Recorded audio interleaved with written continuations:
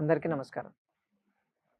మిత్రులారా, gas formation అంటే పొట్ట బాగా ఉబ్బరంగా ఉండడం, ప్లస్ పొట్టంతా గట్టిగా ఉండడం ఒకటి, గుండెల్లో పట్టేసినట్టు ఉండడం, కొన్నిసార్లు పైకి తేన్పుల్లాగా రావడం, ఇంకొంతమందికి యానస్మిన్ కింద నుంచి పోవడం ఇలా జరుగుతూ ఉంటుంది. అన్ని చేస్తున్నప్పటికీ కూడా ఎన్ని రకాలు చేస్తున్నా గానీ మాకు ఈ ప్రాబ్లమ్ అలాగే ఉంటుంది. గ్యాస్ మాత్రం ఫార్మ్ అయిపోతుందని చెప్పి చాలామంది కంప్లెయింట్ చేస్తున్నారు. అంటే టాబ్లెట్లు వాడుతున్నాము. బయట పోతే రకరకాల టాబ్లెట్లు ఇస్తూ ఉంటారు. టాబ్లెట్లు వాడుతున్నాము. ఏదో వాడితే అది కొంచెం తగ్గినట్టు ఉంటుంది. లిక్విడ్స్ వాడుతున్నాము. ఫుడ్‌లో కూడా మేము జాగ్రత్తలు తీసుకుంటున్నాము. సార్ మీ రెమెడీలు కూడా మేము వాడుతుంటాం. గ్యాస్ పోవడానికి మీరు చెప్తుంటారు కదా! రకరకాల రెమెడీలు. ఆ కషాయాలు చేసుకొని మేము తీసుకుంటున్నాము. ఇన్ని చేస్తున్నప్పటికీ కూడా మాకు ఈ ఈ ప్రాబ్లమ్ వస్తూనే ఉంది. గ్యాస్ ప్రాబ్లమ్ అయితే మాకు తగ్గట్లేదు. దీన్ని ఏం చేయాలి? అది ఎలా తెలుసా? చిన్న పిల్లల దగ్గర నుంచి ముసలోళ్ళ దాకా. అంటే ఆల్‌మోస్ట్ ఆల్ 10, 15 సంవత్సరాల దగ్గర నుంచి 80 ఏళ్ళు, 90 ఏళ్ళు వచ్చిన వాళ్ళు కూడా ఇదే కంప్లెయింట్ చేస్తున్నారు. అంటే ఏజ్డ్ అంటే సరే వాళ్ళకి కొంచెం గ్యాస్ట్రిక్ మొటిలిటీ తక్కువవుతుంది. డైజెషన్ అనేది స్లో ఉంటుంది. రక్త ప్రసరణ ఉండదు. కొంచెం మిల్క్ అండ్ మిల్క్ ప్రొడక్ట్స్‌ని డైజెస్ట్ చేసుకునే కెపాసిటీ ఉండదు. ఇటువంటివి ఓకే. ఇటువంటి ఉండడం వల్ల వాళ్ళకొస్తుంది. మరి యంగ్‌స్టర్స్‌కి ఏమైంది? చిన్న పిల్లలకి ఏమవుతుంది? ఆళ్ళకెందుకొస్తుంది గ్యాసు?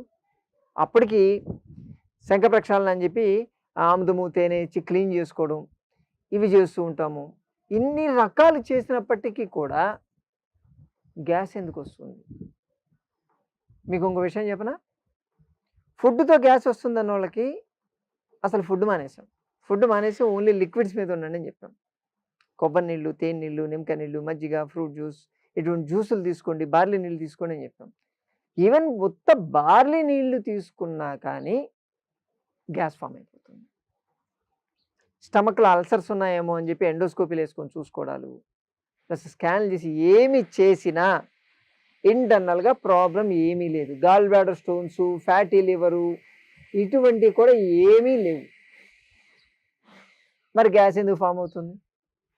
ఎందుకు ఫార్మ్ అవుతుందో చెప్తే నవ్వుతారు. మీరు నవ్వుతారు.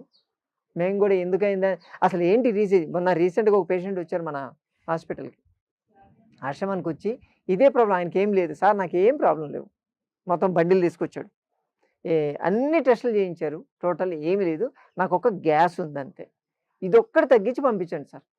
నేను ఆల్‌మోస్ట్ ఆల్ 22 సంవత్సరాల నుంచి సఫర్ అవుతున్నా ఈ ప్రాబ్లమ్‌తో. ఆయన ఏజ్ అరౌండ్ 55, 60 ఉంటది. సఫర్ అవుతున్నా. నాకు గ్యాస్ తగ్గితే చాలు.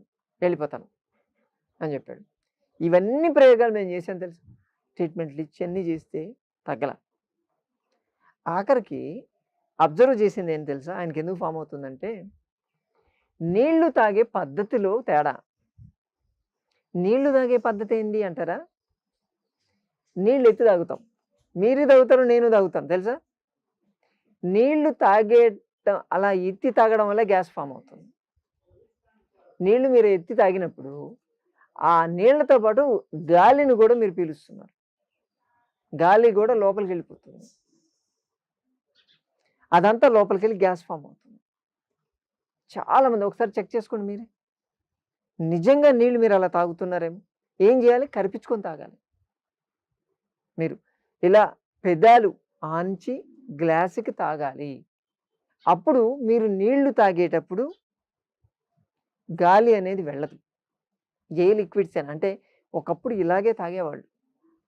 కాకపోతే మనము కాస్త సొఫిస్టికేషన్ అని, పద్ధతి కాదని, అందరిలో ఇలా కరిపించుకొని తాగితే బాగోదని, కొంచెం ఇన్ఫెక్షన్స్ వస్తాయని ఓకే. డెఫినిట్‌గా అది మనం మానేసాం.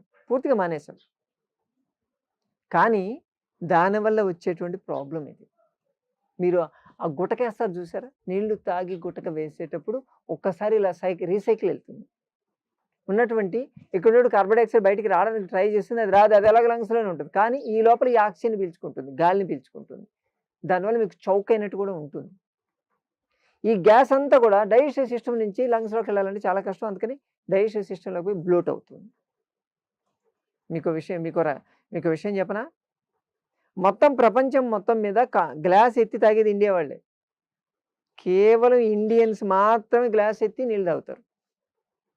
ప్రపంచంలో ఎవడు తాగడు. దాన్ని కరిపించుకొని తాగాలి. ఎప్పుడైనా సరే అది ఏ లిక్విడ్ అయినా కానీ. అందుకే ఇంట్లో ఉంటే ఎవరి గ్లాస్ వాళ్ళకి సెపరేట్ ఉండాలి. సెపరేట్‌గా పెట్టుకోండి. ఇంకా బయటికి వెళ్లారా? సరే ఇంక పద్ధతి, మర్యాద అనుకున్నప్పుడు సరే అక్కడ తాగుదాం. ఎప్పుడు? ఈవెన్ అయినా ఈ రోజుల్లో బయటకి పోతే ఏముందండి అన్ని డిస్పోజబుల్ ఇచ్చి చస్తున్నారు కదా! అన్ని ప్లాస్టిక్ గ్లాసులు ఇవే ఇస్తున్నారు. తాగాడు పడేయడం కదా! కరిపించుకొని తాగడమే మంచిగా. తాగి చూడండి మిత్రులారా.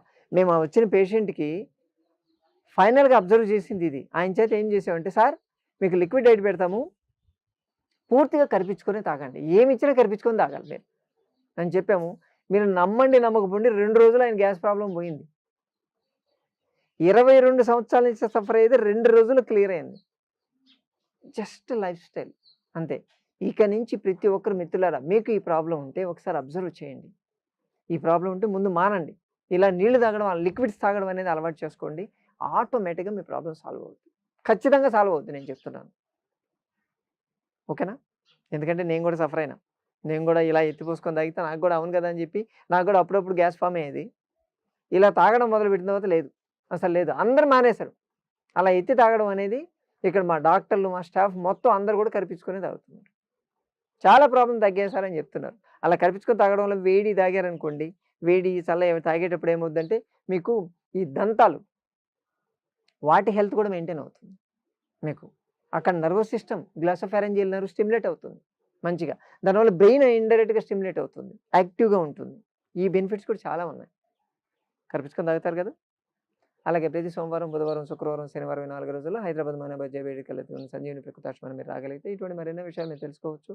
అలాగే మీకున్న ఆరోగ్య సమస్య గురించి స్వయంగా చర్చించి పరిష్కార మార్గాలు, చికిత్సా విధానాలు తెలుసుకోవచ్చు. మరోసారి మరో వీడియోతో మళ్ళీ కలుసుకుందాం. నమస్తే.